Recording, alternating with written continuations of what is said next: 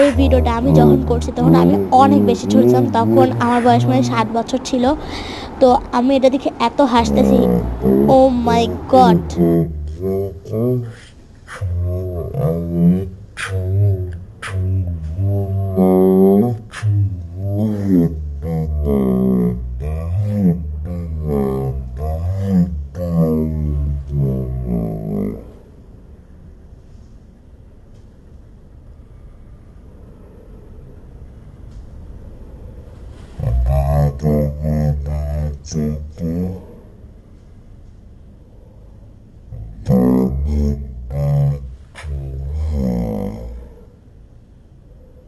You're not talking to me.